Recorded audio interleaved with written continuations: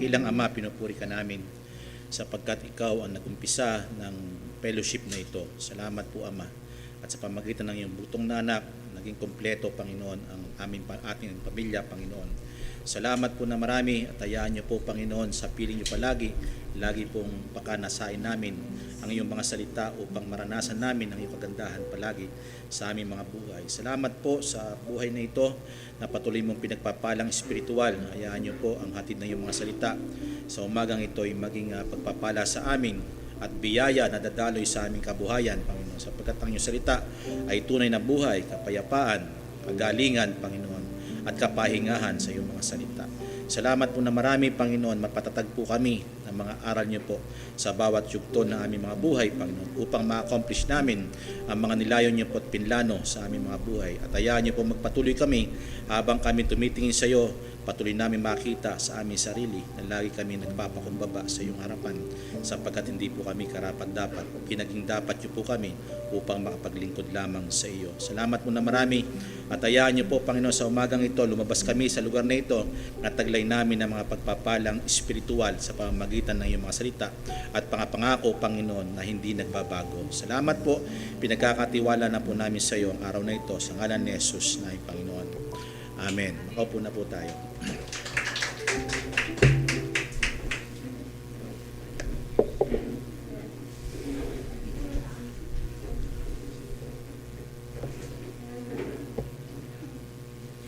Okay, start na po tayo sa balik po tayo sa ating pag-aaral.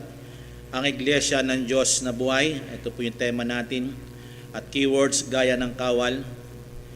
Keywords po natin, yung gaya ng kawal, keywords po natin ay tinitingnan natin lagi sa Ephesians chapter 6 verse 11. Magsuot tayo ng buong kagayakan ng Diyos upang makatagal tayo sa mga lalang ng dyablo o magsitibay sa salin na yan sa ating pinag-aaralan. So babasahin ko po siya sa English. Put on the whole armor of God that we may be able to stand against the wiles of the devil. So, mahalaga po na ang aral lagi na salita ng Panginoon ay ina-apply. Sabihin niyo po, ina-apply. Kasi pagka hindi ina-apply, prone po tayo sa mga likha ng dyablo para mapasok po tayo. Saan po sinusuot yun? Sa isip. At pag naisuot na po yun, ang ganap ng katawan ay dumediretso sa kanyang mga salita. Amen po ba? Kaya renewing of the mind ay napakahalaga sa pamamagitan ng salita ng Panginoon. Kung wala salita ng Panginoon na iyong bubulay-bulayin, wala. Hindi natin kayang mag-apply. Pero once na lagi nating inaalala ang salita ng Panginoon, matututunan din natin itong i-apply. Amen po ba? Mahalaga pong salita po yan. Topic, mga alipin tagapaglingkod sa iglesia, ito po sila, yung mabuting kawal ni Kristo. Ang kataga po sa mga lingkod ng Diyos o naging alipin o tagapaglingkod ng Diyos na buhay, ay sila po ay tunay na kawal. Laging nasa battle. Every Christian is a warrior. Sabihin niyo po, warrior. Soldier. Pag soldier, lagi po silang nakasuot at laging handang makibaka. Can I hear amen? Handa na ba kayong makibaka? I-apply po natin salita ng Panginoon para tayo'y makibaka. Kasi pag hindi tayo nakahanda, papaano na pag tumarget ang kalaban? Yari tayo. Di po ba? Kaya kailangan ng pagsusuot. In 2 Timothy chapter 2 verse 1 to 26, hinati po natin niya sa dalawang cluster at ito po yung katatagan sa verse 1 to 13. At ating pong pinupuntahan sa pangalawang cluster po yung tagubilin na kapakipakinabang kanino? Sa mga leaders. Binanggit ko nakaraan, every believer is a leader. Lahat tayo, pinapangunahan natin ang laban na sa pamamagitan ng Panginoon nagturo sa atin papaanong humarap sa kalaban. Amen. Kaya nga ang ating pinag-aaralan, Ephesians chapter 6, sa una pa lamang mga verses, pinapakita doon kung sino yung mga warriors. Kung sino yung mga mandirigman na kailangan magsuot. Sino yon? Yung mga anak unang-una. Kasi sa panahon natin ngayon, tingnan mo mga bata, puro pasaway. Kaya kailangan nila ng aral. Ngayon yung mga magulang, ganun din, minsan pasaway. Di po ba? Hindi lang yung mga unbeliever po, pasaway. Di po ba? Pero tayo, dati yon. Ngayon, nababago na. Di po ba? alam na natin i-apply paano natin gamitin yung ating pamumuno sa ating mga anak, sa ating pamilya. Amen po ba? At tayo, tagapaglingkod, naging alipin tayo sa may mga boss tayo, dapat tayo ay maglingkod ng nararapat, hindi sa paningin ng tao na binasa kanina. Di po ba? Yamang tayo naglilingkod sa Diyos, di po ba sa Panginoon, gaya na sa Panginoon. At sumunod yung mga amo na di po natin napupuntahan. Kasi yon, ngayon sa paglilingkod po tayo, kaya pinupuntahan natin yung mga paglilingkod. So marami na po tayo natutunan, nag-example po tayo kay Eli sa mga anak niya, si Samuel, di po ba? At si Paul sa kay Timothy, di po ba? At ngayon pinapakita ng Panginoon kung gaano kaganda, kung anong lakas ang meron tayo para makalaban sa lalang ng dyablo. So una, pinag-aralan natin yung sinabi niya dyan sa verse 14, pinuntahan na po natin sa cluster na ito, yung paalalahanan ay iglesia ng Diyos na buhay, tagubilin ito ni Apostle Paul na sinasabi kay Timothy, at yung pagbilinan. Paalala, reminds, pero yung pagbilinan, kasi ito yan. Ito yung kahihinatnan. So marami tayong itinatama sa kanila. Diba? Gayon din sa church. Amin po ba sa ating paglilingkod? Yung huwag makipagtalo, mangusap na walang bubunga mabuti, yung napapahamak na karinig, di po ba? At magsikap. Ano yung magsikap? O magsikap na humarap na subok sa Diyos tayong mga leaders bilang mananampalataya. Amin po ba? So pangatlo po yan. O magsigawa ng manggagawa tayo na wala tayo kinahihiya. Bakit? Tayo ay nagsasabi ng totoo. Di po ba? Amin po ba? At ngayon sa verse 16, puntahan po natin ang pag-aaral na ito. At ewan ko kasi 5 po yung points po natin, pero nakakatlo na po tayo. Ewan ko po matapos natin itong pang-apat. Tingnan po natin sa biyaya ng Panginoon. Pang-apat, kapatid, ilagay po natin dyan, umiwas sa walang kabuluhang usapan. Sabi niyo po, umiwas. Ano kaya ang sinasabi dito ni Apostle Paul kay Timothy na iwasan niya? Sa panahon ngayon, maaaring tayo may nakakasalamuha na hindi natin alam sila po ay toxic. Sabi niyo po, toxic. Si Apostle Paul, binagbibilinan niya si Timothy na sa panahon nila merong mga taong toxic. Even in our time today. Sa panahon natin, meron pong mga toxic. Sino kaya ito sa context na pag-aaral natin? Meron po ito. Sa church po, meron po. Makinig kayo mabuti, mahalaga to. Uunti-unti natin para maintindihan natin ang salita ng Panginoon para hindi tayo magkamaling mag-apply. Amin po ba? Mahalaga po itong salita na ito sapagkat sa verse 16 na ito yung payo na may babala. Sa verse 16, ito'y una, di ba? Verse 14, paalala at tagubilin, umiwas ka sa ganyan. Kasi ito ang payo na may babala. Umiwas sa walang kabuluhang usapan. May mga usapan na matuwid at may usapan na hindi matuwid. Hindi ko naman sinasabi na tayo hindi mag-usap. Halimbawa, minsan nagkakabiruan tayo, okay po yun. Pero anong context ito? Kaya gusto kong intindihin po natin mabuti. Kasi may mga salita na hindi ka pakipakinabang sa pananampalataya. Para mapagtibay ang pananampalataya ng isa sa isa. Dahil conversation po ito eh. Kaya nga sinabi yung walang kabuluhang usapan, verse 16 po kapatid. May mapapansin po tayo dyan sa verse 16 at meron pong 3 under po yan. Makinig kayo mabuti, mahalaga po ito. Pero basahin mo natin yung verse 16, yung payo na may babala. Meron po ba tayo dyan kapatid? Okay. Datapwat, ilagan mo ang mga usapang walang kabuluhan. Kaya nga, etong verse, pang-5 point po natin, ay pang-4 na point po natin, umiwas sa walang kabuluhang usapan. Kasi sa mga under niya, sapagkat sila ay ganito, sapagkat sila ay ganon, pero mamaya dadaanan natin. Sapagkat kailangan ng mga tunay na leaders o kawal, na mabuting kawal ni Kristo, kailangan merong iniilagan. Sabi niyo po, iniilagan. Hindi puro tayo yung tanggap ng tanggap. Kasi pagka tayo tumanggap na hindi ayon sa salita ng Panginoon, magkakamali po tayo ng apply. Halimbawa, nag-aral po tayo ng doctorate. Di po ba? Pinagtibay natin yung halimbawa, teacher ka, nagpataas ka pa, naging professor ka, tapos tumaas ka pa. Di po ba? Tumaas yung degree mo. O tinaas mo pa yung antas. O ngayon, dumating ang time, alam mo na, pero iba ang tinuturo mo, pwede ba yon? At iba yung teaching na pinapakinggan mo, hindi akma doon sa itinuturo mo, pwede ba yon? Hindi maaari. Amen po ba? Gayon din ang lingkod ng Diyos o alipin ng Diyos o mabuting kawal ni Kristo. Pwede siyang makisalamuha pero hindi siya po pwedeng matangay sa usapan na ito na hindi maganda. Yung sinasabing walang kabuluhang usapan. Very po itong salitang ito, na babala po ito at may ipapayo si Apostle Paul. Ipinapakita niya kung ano ang po pwedeng mangyari sa mga lingkod ng Diyos, sa mga mananampalataya.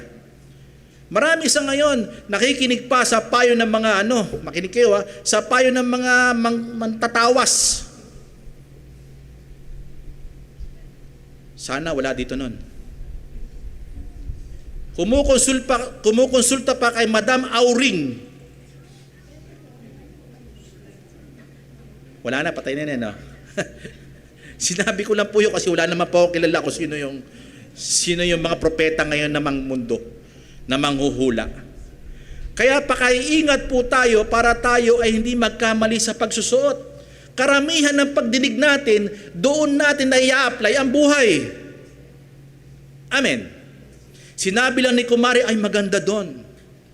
Diba? Nagoyo na tayo kasi sa salitang matatamis. Kaya sinasabi ni Pablo, umiwas, umilag. Pero kung ito'y makapagpapatibay sa pananampalataya mo kay Jesus Christ, sige. Ang sabi ng aking dating amo, sige, hulong. Alam nyo, salitang Bulacan po yun, sige, humayo ka. Sige, okay na. Yun ang ibig sabihin yun. Pag sinabing sige, hulong, sige, payag ako na mag-usap tayo. Ibig sabihin ganon. Kumbaga sa ipapalagay ko ang loob ko sa iyo kung ang usapan natin ay matuwid at totoo. Kaya nga ang nauna sa pangatlong point natin sa verse 15, dapat tayo alam natin ang paggamit ng salita ng Panginoon. Yung katotohanan. Kasi pag hindi, mapopol po tayo sa usapan na hindi ibubunga na matibay na pananampalataya papunta kay Jesus Christ para tayo ay tumatag. Mahalaga po siya. In 1 Timothy chapter 6 verse 20, verse po muna tayo, mamaya na po yung mga under po niya, yung ilagan, yung mga usapan, o walang kabuluhang usapan, dahil may mga under po yan. Kasi eto sila. Dahil sila, kaya mo sila, pinapayo niya, umiwas ka diyan kasi eto babala, eto yan, mga yan. Ipinipinpoint ni Apostle Paul kung ano yan.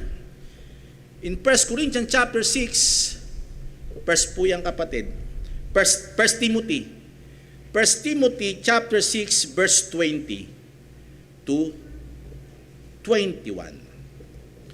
Wala po ba tayo nakalagay yan, kapatid? Sa dyan po yan, sa 6 chapters, verse 16 po tayo. Baka wala o baka na iba lang ng Okay, babasahin ko po dahil may hawak naman po akong Bible, kaya hindi ko po inaalis po ito. In 1 Timothy chapter 6, bago niya itinuro o isinulat yung chapter 2 natin pinag-aaralan, pinauna na ni Apostle Paul sa kanya sa first na sulat niya kay Timothy. Unang sulat. Meron na kaagad siyang payo at babala. Ang sabi po dito, sa payo niya at babala niya,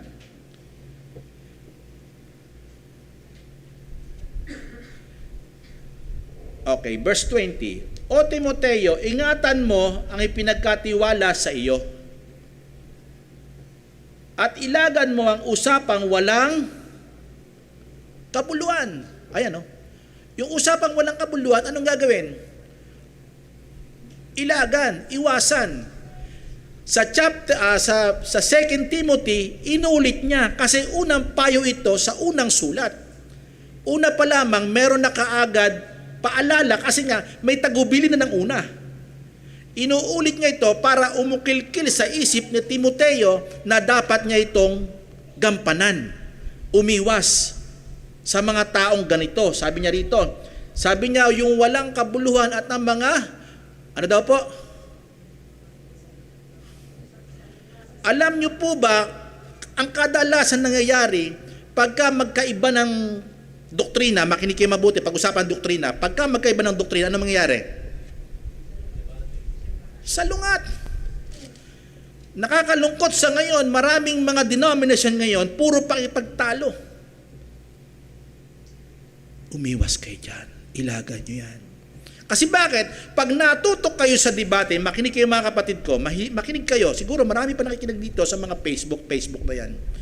Kakampi ka sa isa. Hindi mo maiiwasang, ay tama siya. Sa totoo lang, pag may debate, walang panalo po doon. Bakit? Siraan na po yun eh. Pati ikaw, masisira ang pananampalataya mo kasi bakit? May pinapanigang ka. Kaya nahihiramin. Kaya nga mga Kristiyano, hindi debatista o nakikipagdebate. Hindi mahilig sa pakikipagtalo. Umiiwas. Sabi niya po, umiiwas. At ang sabi niya sa verse, sabi niya, at pagsasalungat ng maling tawag ng alam niyo po ba, makinig kayo mabuti, mahalaga meron tayong kaalamang mula sa Diyos. Ngayon, pag nakinig ka sa mga walang kabuluhang usapan, ano matatanim sa'yo? Yung kaalaman mo mapapatungan ng maling kaalaman ng mundo. Hello? Kaya yung maling kaalaman ng mundo, yung good na kaalaman, nadadagdagan ng maling kaalaman. Kaya nahihiramin. Ito'y application sa bawat mga Kristiyano at leader. Ibig sa tahanan, ibig sa hanap buhay, ibig sa labas, kapitbahay, kaibigan. At syempre sa church. Pagka magkakaiba ang pananampalataya, ano mangyayari? Nagkakagulo. Amen po ba? Amen. Pero pasalamat tayo, ang gawin ng Panginoon, hindi magulo sa doktrina. Iisa po tayo ng kaisipan sa doktrina. Makinig kayo, mahalaga po ito kung bakit ko nilagyan dyan kasi unang pangungusap yan. Verse 21 kapatid. Napalibhasay, pinaniwalaan ng ilan. Sabi niyo po, pinaniwalaan. Minsan pa nga, marami sila di ba? Marami silang may alam ng mga false doctrines. Kung marami sila, kung nasa iyo katotohanan, di ba? Bakit mo sila sasamahan? Diba? Sabi niya, tungkol sa pananampalataya, ang biyaya ay sumainyo nawa. Dapat, kung anong meron tayo, pagyamanin natin yung kaalamang biyaya na nasa atin. Diba? Yung pag sinabing nangansinsay, alam niyo po ibig sabihin yan? Alam niyo po ibig sabihin yan? Nangalayo sa katotohanan ng pananampalataya. Nahiwalay. Yung tamang pangangaral, lumihis na sila.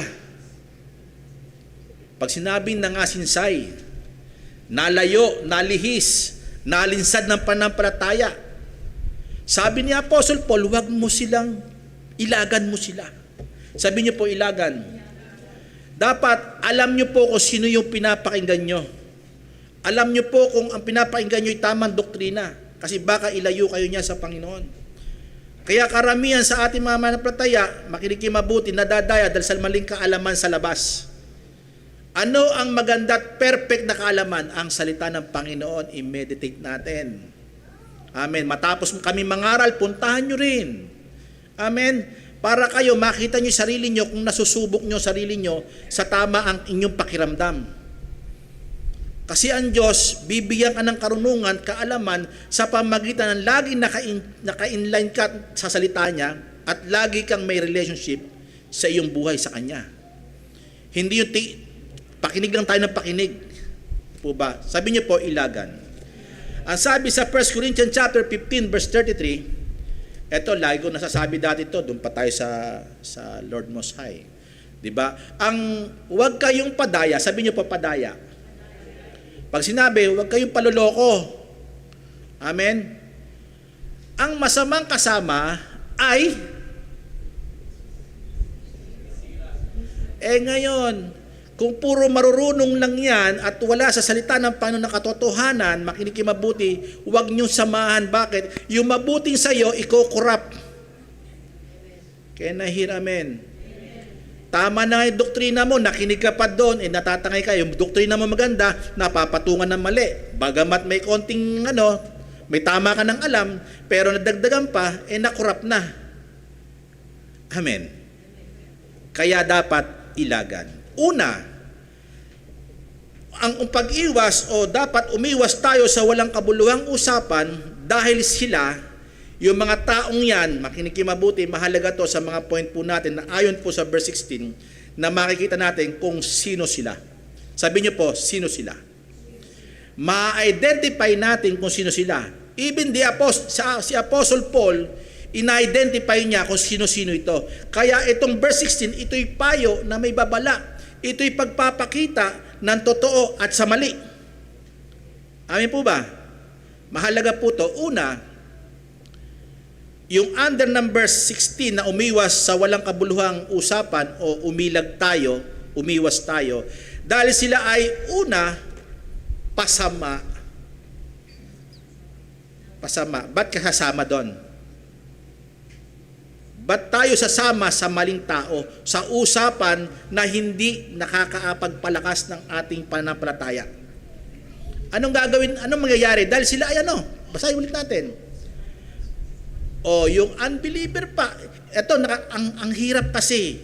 Hindi natin makita kung sinasabi nila, hindi natin makita kung sino yung lobo at kung sino yung tupa. Sometimes sa church. Pero alam niyo po ba, patalasan lang ng pakiramdam. Paano niyo malalaman? Etong salita ng Panginoon, igagalit tayo. Amen?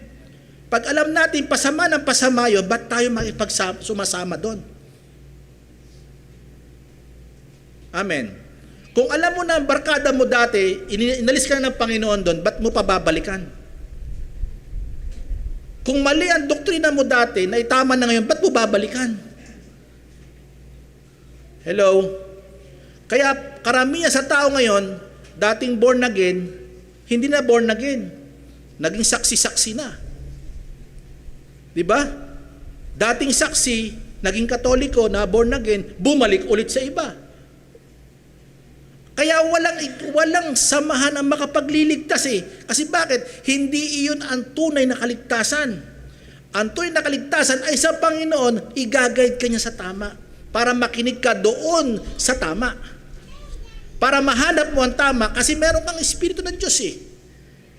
Amen.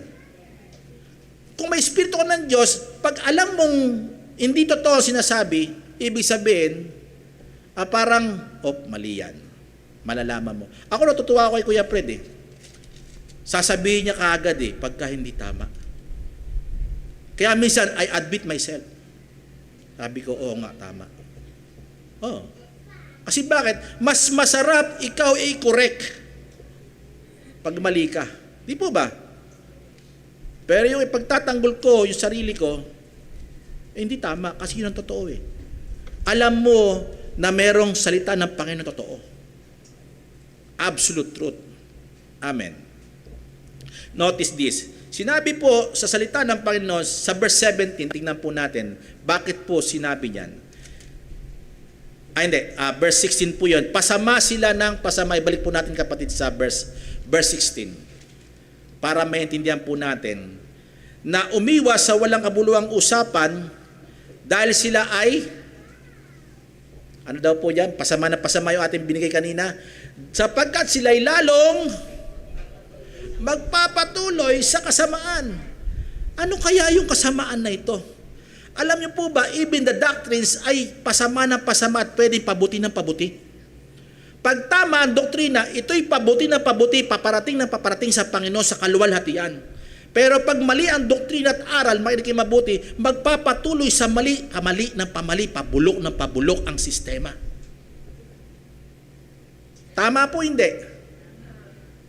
Tingnan nyo, kahit ang lalaki na denominasyon, pero siguro pumapatay sila, okay lang sa kanila kasi pinaglalaban ang kanilang samahan.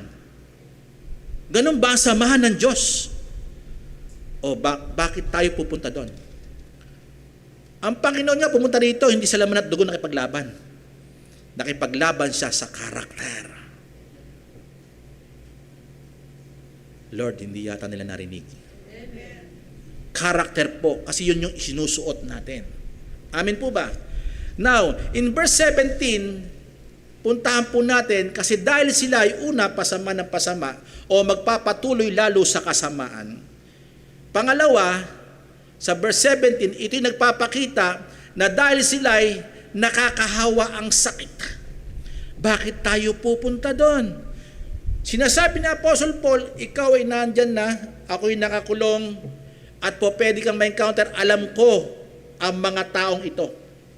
At umiwas ka sa gantong usapan, kasi sila pasama ng pasama.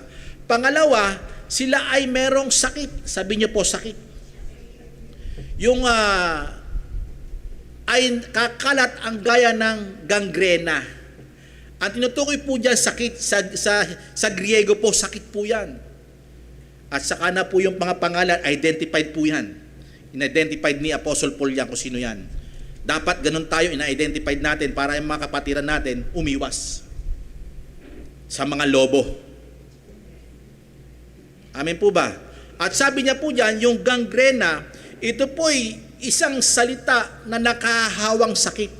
Ginamit ni Apostle Paul yung gangrena, ito'y nakakahawang sakit. Kasi po, ito po'y isang salita na spreading, corrupt, influence. Yung paninira na impluensya, ibibigay po ito, kinakalat po ito. Yan po'y salitang gangrena.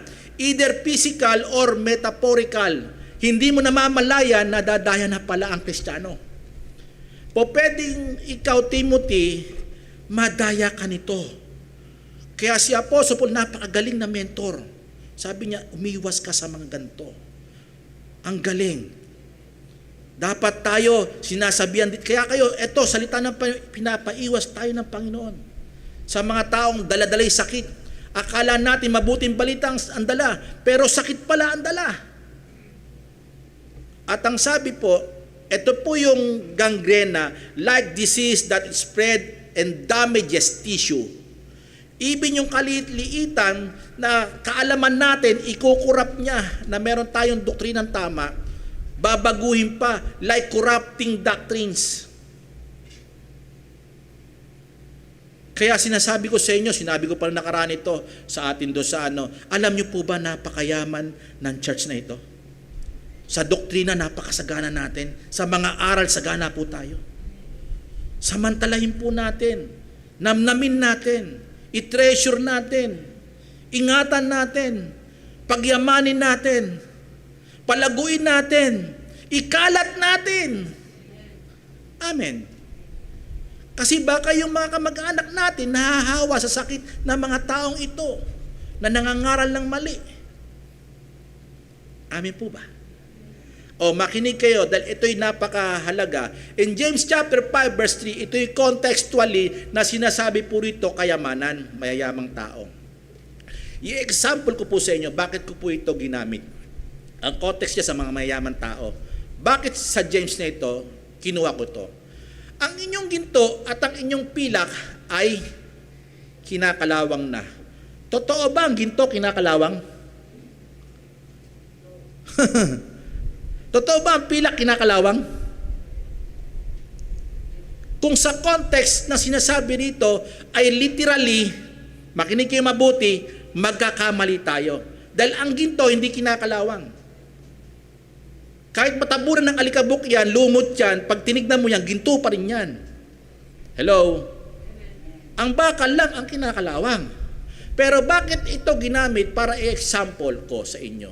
At ang mga kalawang na ito ay siyang magiging patotoo laban sa inyo. Halimbawa, ikaw ay ginto.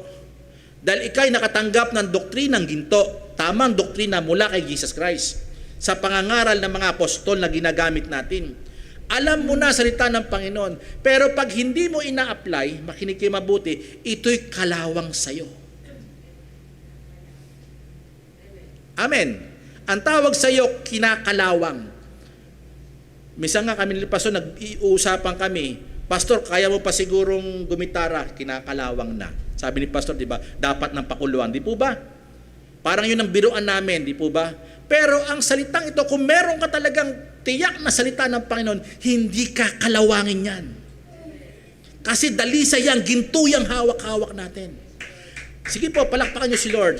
Kasi siya yung kayamanan, si Jesus Christ. Pero, may problema. May malaking problema. Pag tayo'y nadadaya, yun yung kalawang. Amen. Yun yung pumapatong sa ginto. Silang kalawang, ibig sabihin, walang sense na doktrina. Amen po ba? Sabi niya po rito, at ang kalawang na ito ay siyang magiging patotoo laban sa inyo, at gaya ng apoy na lalamunin ng inyong laman, sibat napunta sa laman. Ibig sabihin yung kaisipan nila, nakurap na. Dapat silang yung kayamanan nila, paggamit nila sa paglilingkod sa Panginoon, hindi nagamit ng Panginoon. Kaya nga sila pinasagana sa James din. Tinuturo ito ni James. At ang sabi niya diyan, parang apoy na lumalamon sa inyong laman, kayo'y nagtipon ng inyong kayamanan sa mga huling araw. Ibig sabihin, imbes na itulong nyo, anong ginawa nyo? Alam nyo yung doktrina. Iyaan ay pansamantala. Di po ba? May kakalawangin niya. Ibig sabihin, hindi nagamit sa kaharian ng Panginoon. How much more ang Word of God na dalisay na ginto? Pag hindi nyo ginamit yan, kakalawangin yan. Pagka iyan ay pinabayaan yung taniman pa ng taniman, kahit good seed yan, mapapatungan yan, lalabo ang paningin natin. Amen. Lalabo ang apply natin sa buhay. Kaya ito'y nakakahawa. Huwag tayong sumama sa kanila. Sabihin nyo po, umiwas, ilagan, yung walang kabuluhang usapan. Una, dahil sila'y pasama ng pasama. Pangalawa, sa verse 17, sinabi po dyan, nakahahawa. Sa verse 17, ibalik po natin. Sa verse 17, ito'y kakalat, parang sakit, sinasabi, kakalat na sakit gaya ng gangrena na hindi mo namamalayan, ito'y sakit palang itinatanim sa mga manampalataya. Iwasan mo yan, sabi ni Apostle Paul. Pangatlo, sinasabi niyan, dahil sila ay sino? Ang mga ito'y sino? Si Himeneo at si Pileto. Sa totoo lang, itong mga taong ito, matatalino. Magagaling. Sa panahon ni Apostle Paul. Pero ang galing nila, napatungan ng maling aral. Kasi bakit? Sa sariling kaalaman. Marami ngayon nangangaral sa sariling kaalaman. Hindi sa kaalaman ng Biblia. Take note of this, sinasabi ko po ito. Kapag tayo ay nag-apply sa ating literal sa isip kung paano to alamin, magkakamali tayo. Pero pag habang tinitignan mo to, makinig kayo mabuti, at nilalabas mo ang ibig sabihin nito, tama ang pinupuntahan mo. Eisegesis, wag po. Yung sarili mong kaisipan, nilalagay mo sa Bible. Mali po yun. Ito po ang nangyari kay Himeneo at Pileto. Meron silang aral na mabuti sa panahon ni Apostle Paul. Kaya nagbabala si Apostle Paul kay Timothy at even right now sa atin, po pwede mangyari ito. Alam natin ang mga likong aral, kahit malaking denomination pa yan. Sila Himeneo at Pileto, sad to say sa panahon natin, sila po ay pastor. Sa panahon ni Apostle Paul at Timothy, sila'y pastor na nagtuturo. In-identify ni Apostle Paul sila, Himeneo at Pileto. Sila'y tagapaglingkod din, pero mali ang kanilang pangangaral. Sila yung sinasabing iwasan mo. Kasi bakit? Ito, may dala silang mga doktrinang mali, kaya in-identify ito ni Apostle Paul. Sa panahon ngayon, maraming mga pastor. Yung aral, ayoko pong magsalita kung sino-sino sila. Pero alam natin kung sino-sino. Sa ibang bansa, ang dami po niyan. Lalo na sa prosperity teaching, ang hirap. Kasi kinain na ng sistema ang isip nila sa tamang doktrina na maling doktrinang ipinatong. Amen po ba? Ingat po tayo. To'y payo at babala. At may mga tayo dapat meron tayong tinitingnan kung tama sila o hindi. Kaya natin po yan. Ang Diyos ay tapat, di tayo pababayaan. Kung lagi lang tayong magpapatibay na relasyon lagi sa Kanya, yung ating intact relationship sa Kanya. Isa po sila po yung mga pastor ng panahon nila at even sa ating panahon ngayon. In 1 Timothy, gusto ko pong puntahan ulit. Sa 1 Timothy chapter 1, binanggit po yung isa dyan, pero may kasama pa po sila bukod dyan. Si Himeneo at si Pileto, si Himeneo may kasama pa po. Basahin po natin. Sa chapter 1, verse 19, 1 Timothy, ayan, meron po dyan.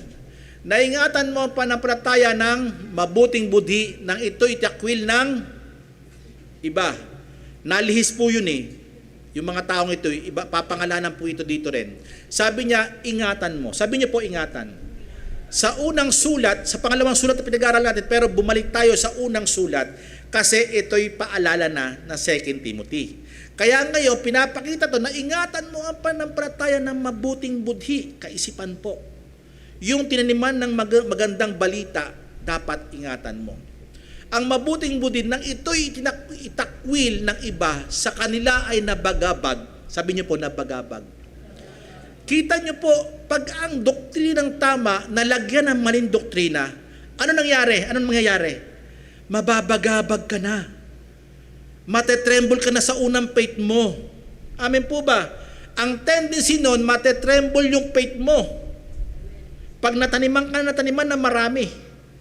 Kaya pinag-iingat ang mga leaders. At ang sabi nito, tinakwil ng iba ng kanilang nangabagabag tungkol sa pananampalataya. Kaya yung pananampalatayang good, pag sumama ka sa mga taong maling doktrina, ano mangyayari? Yung good faith mo nahahaluan, natotoxic na paunti-unti. Kaya ipinapaiwas ni Apostle Paul si Timothy at tayo. Kasi bakit? Ang daladala natin ay mabuti na eh. Ba't pa natin ipapahawak sa iba? Halimbawa, hinawakan nila tayo, wag po tayo magpahawak ng pananampalataya nila. Sapat na ang banal na espiritong meron tayo. Amen. Ituturo niya, igagayad tayo sa tama. Verse 20. Puntahan po natin. Nasa mga ito'y si Himeneo, iba na yung kasama. Si Alejandro na. Diba? Ano ibig sabihin dito? Pinapakita yung mga babala sa kanya. Marami sila. Mga lihis ng asinsay sa katotohanan, nalihis sa katotohanan. At sila'y aking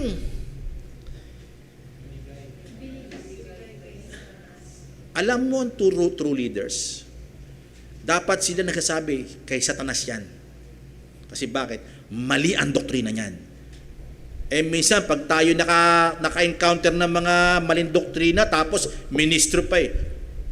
Unique ka.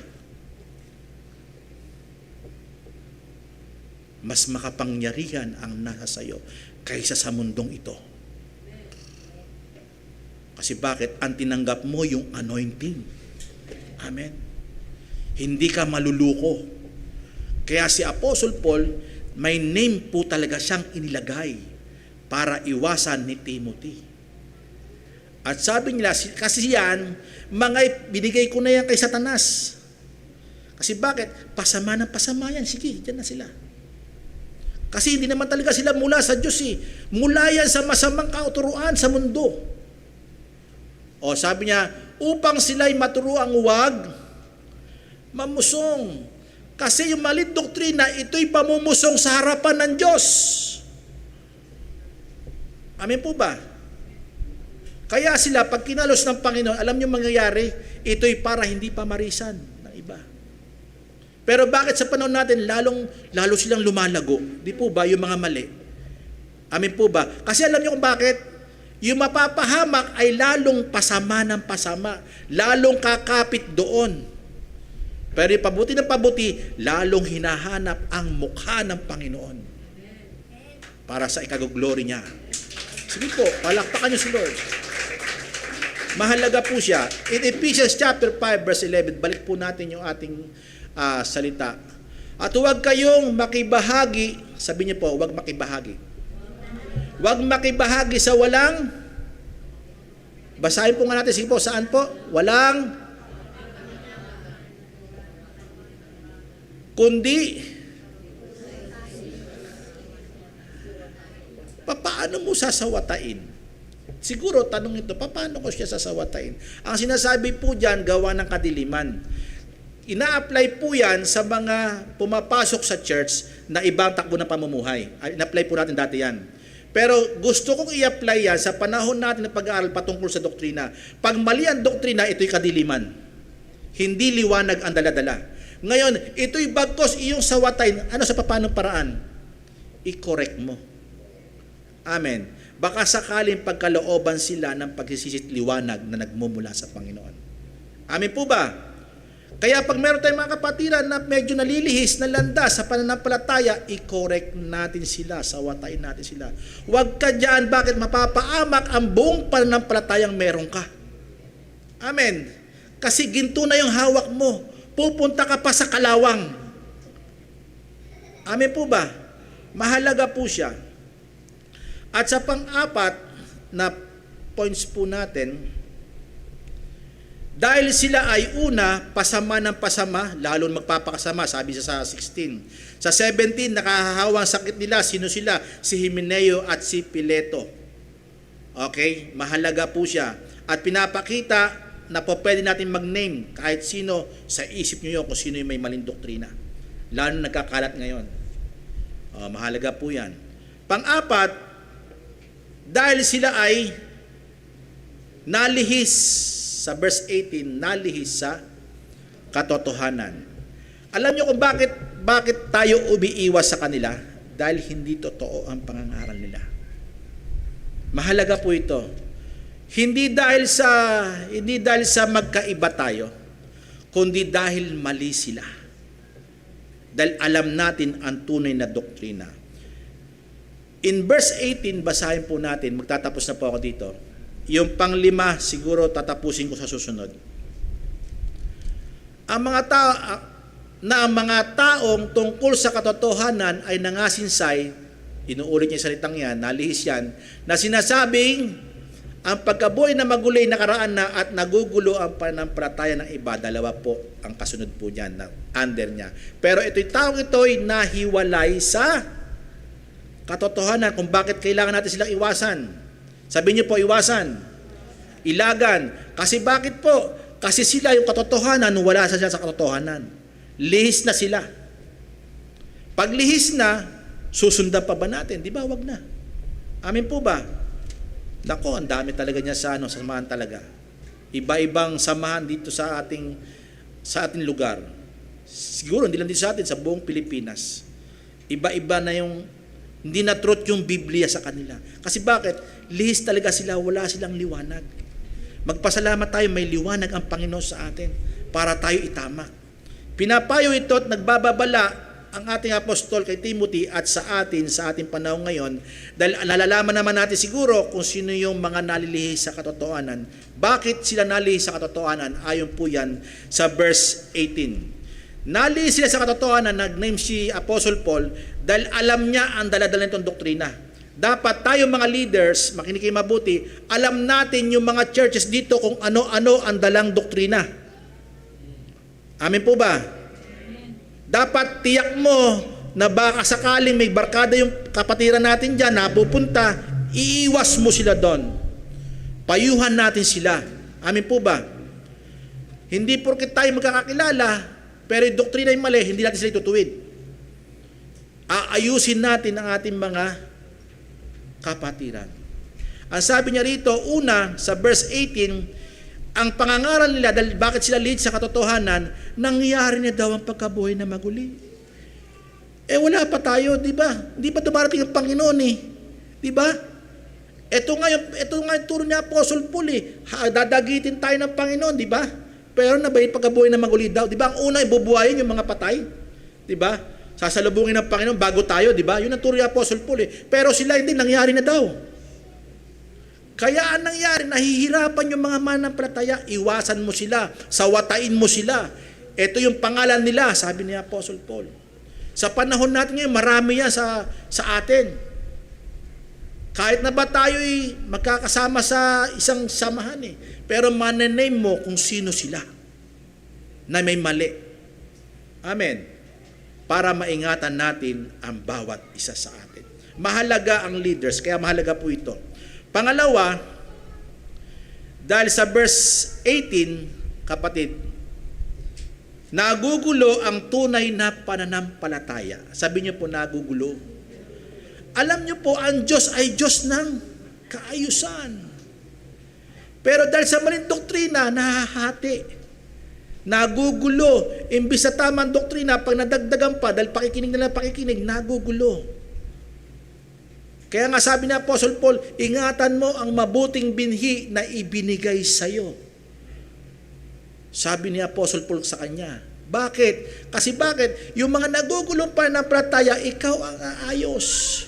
Yung doktrinang hawak-hawak natin kasi hindi mo na ako kasama, nakakulong ako. Amen? Ngayon, pagdating ng time, magkahiwa-hiwalay na po tayo, di ba? Pagdating sa church, di ba? Eto, kinabukasan, mamaya, wala na tayo, di ba? Pagdating sa inyo, baka yung mga anak ninyo, kung sa kanino kayo nakikinig. Alam nyo si Eli, sasabihin ko sa inyo, si Eli, ang tawag niyang kaalaman sa panlabas. Kahit alam niya ang Biblia. Sa totoo po. Kaya nalilihis sila, bakit? Mali. Kaya may mga kapatiran tayo, pumupunta doon, nakikinig, hindi na nakapagsimba. Alam niyo kung bakit? Nagsanay sila doon sa maling pakikinig. May tama ng kaayusan ng doktrina. Amin po ba? Ipipilit ang sarili. Bakit? Bakit kaya? Kaya nagugulo yung tamang pananampalataya. Kaya napakahalaga ng leader sa gawain ng Panginoon. At kayo mismo, mahalaga din po kayo kasi pwede kayo maging leaders sa ang area ng inyong buhay. Kaya ako sinasabi ito sa inyo para kayo'y maging matatag. Para ang pamilya nyo, masama nyo ng buo. Amen. Makapili nyo sa tamang doktrina. Baka mamaya iba pinapakinggan yan kaya hindi nyo nakakasama. Hello. Mag-ingat po tayo. Sabi niyo po, iwasan, ilagan. Bakit? Dahil sila'y pasama ng pasama yung mga nangangaral ng ganito. Sila'y, ang sakit nila nakakahawa, hindi mo mamamalayan. Napakanipis lang po. Halimbawa, makinig kayo mabuti. Ang doktrinang ito, napakanipis lang. Sabihin natin dyan, mild doctrines lang yan, pastor. Mali pa rin po yan pag mild na mali. Hindi na absolute truth yan. Amen. Kaya dapat ilagan natin yung mga taong ito. Amen po ba? Tulungan natin yung ating pamilya. Una, sarili natin. Kaya sa verse 15, iharap mo na subok sa Diyos, sikapin mo, umarap sa Diyos. Manggagawang walang ikinahihiya. Gumagamit ng salitang matuwid at totoo. Amen. Kung hindi mo ikukorek yung pamilya mo, isang araw, wala na kayo niyan sa isang pananampalataya. Galit na po sila, Lord. Ito'y payo at pagtutuwid sa atin. Si Apostle Paul, ito'y pinapayo niya at para ituwid din si Timothy. Kasi bakit? Napakahalaga ng daladala natin. Ginto ang daladala natin. Ba't tayo palalagyan ng kalawang ito? Amen. Tatapusin ko po sa susunod yung huling bahagi sa verse 19, pero ilang mga points na lang po siya. Mas mabilis tayo doon. Pero sa ngayon, makinig kayo mabuti, ito'y paalala sa inyo, umiwas tayo sa mga taong mali ang doktrina. Kasi bakit? Guguluhin niya pananampalataya natin, mahahawa buong pamilya natin. Kaya isang araw, ang hirap na silang hatakin. Amen? Dapat payuhan natin sila. Magtulungan tayo, magmalasakit tayo sa bawat sa atin. Pag may alam kayo, i-correct ninyo. Pag may dinalaw kayo, i-correct ninyo. Pag nabalitaan nyo. Amen? Para ano? Ipanaulit panumbalik sa Panginoon sila. Para magkasama-sama pa tayo. Amin po ba? Sinong gusto rito kasama ang pamilya sa paglilingkod? Dapat ganon. Maging masaya ka, ituwid natin ang doktrina. Kung hindi nyo kaya, patulong kayo sa mga pastor, patulong kayo sa mga leaders na nakasasakop sa inyo. Tutulong kami sa inyo. Amin po ba? Kaya't andito ako para tumulong sa inyo. Kami nila pastor. Pero kung hayaan nyo lang, anong gagawin namin? Hindi naman namin alam kung ano nangyayari sa pamilya, sa buhay ninyo, pananampalataya ninyo. Di po ba? Linggo na nga lang tayo nagkasama-sama Nagkakainan lang tayo pero yung doktrina hindi natin na-apply. Huwag namang mangyari. Lagi tayo magpaalala at magtagubilin sa ating mga mahal sa buhay. Amin po ba? Yun po yung payong nakalalakas, nakapagpapatibay sa mananampalataya bilang mga leaders at mabuting kawal ni Kristo. To God be all the glory.